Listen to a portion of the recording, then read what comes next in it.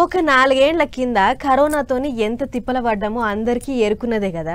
Corona సోకిందంటే చాలు కట్టుకున్న పెళ్ళాము కన్న తల్లి కూడా దగ్గరికి రాని పరిస్థితి. ఓ 2-3 ఏళ్ళు దునియాని గజ్జునొనికిచ్చింది కరోనా రోగం.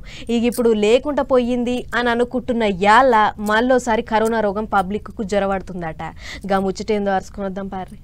దీని పాడుగాను మల్లోపాలి మంది పానాలు తీసేతందుకు మోపైంది కరోనా.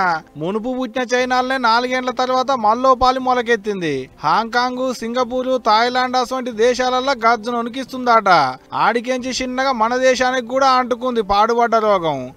మన తాన కూడా కొత్త కేసులు వచ్చినాయి. దేశంలో మొత్తం 257 కేసులు వస్తే ఒక్క వారంలో ఏందక్క 164 మందికి కరోనా సోకినట్టు లెక్కలు బయట పెట్టిరు సెంటర్ ఆరోగ్య శాఖ వాళ్ళు. కేరళ, తమిళనాడు, మహారాష్ట్రకెళ్ళి ఉన్నాయట గాని మన తెలంగాణకి ఇంకా రాలేదంటున్నారు అధికారులు. మళ్ళా కరోనా అనగానే భయపడేది ఇట్లా ఇప్పుడు వచ్చినంత భయమేం లేదంటున్నారు. భయమేం లేదంటున్నారు కదా అని మళ్ళా బజార్లు పట్టుకొని ఇట్లా తిరిగేళ్ళు. మన జాగ్రత్తలో మనం ఉంటే మంచిది. అయితే ఈ పార్కి మాయదారి రోగానికి JN1 వేరియంట్ అని పేరు పెట్టిరట సెంటర్ ఆరోగ్య శాఖ అధికారులు. బయటి దేశాలలో జరంతా రువ్వడి చూపెడుతుండేటాళ్లకు ఏలే దేశాలకించి మనతానికి వచ్చేటోళ్లకు గాలి మోటార్ల డిపోలలోనే ఆగబడుతున్నారట, చెక్కింగులు చేస్తున్నారట. కరోనా లేదు ఏం లేదని తేలినాకనే మన దేశానికి పంపిస్తున్నారట.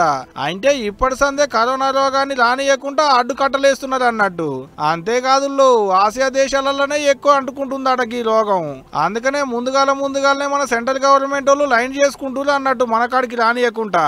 ఇంకా మన దానికి రాలేదు కదా ఏం కాదు వచ్చినప్పుడు చూద్దామని లాపర్వా చేశారు ఇట్లా.